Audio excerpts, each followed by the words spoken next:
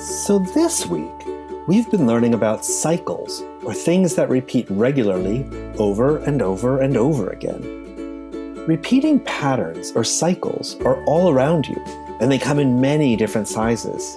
For example, you go to sleep and wake up once every day, which is a pretty fast or daily cycle.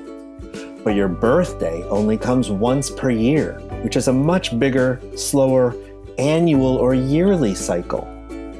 Some repeating patterns or cycles are fast, like a hummingbird's wings when it's flying. You know they're going up and down again and again and again, but the cycle is so fast you can barely see them. But other cycles are so slow you can't even tell there's a cycle happening at all. You can't see the hour hand of a clock move, but you know it does because every time you step away and come back, it's in a different position.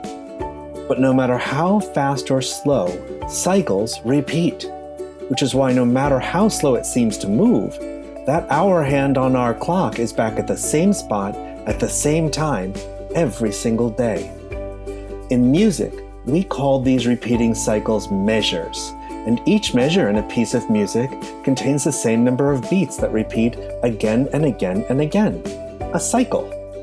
Cycles happen in nature too.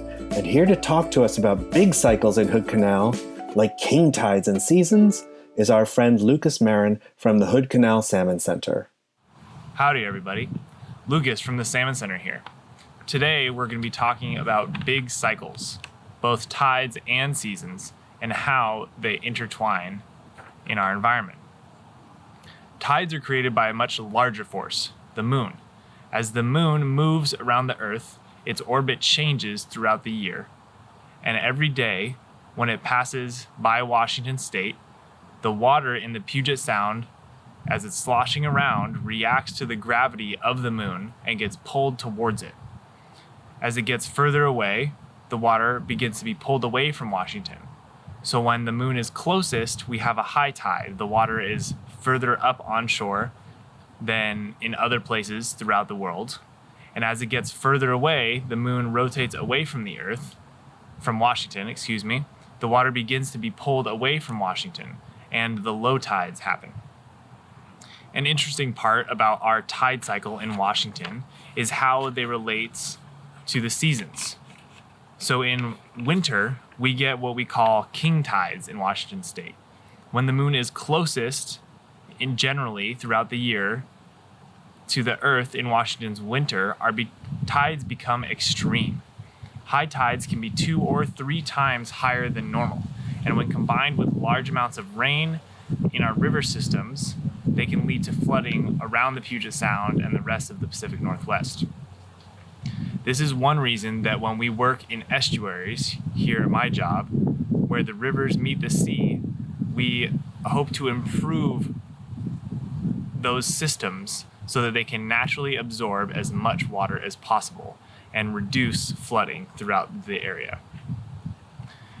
The opposite of that is extreme low tides that we get in the summer. As the moon orbits away from the Earth in June, July, and August, our low tides become super low and make a great time to check tide pools and other low tide features. This last month, I even saw an octopus during low tide.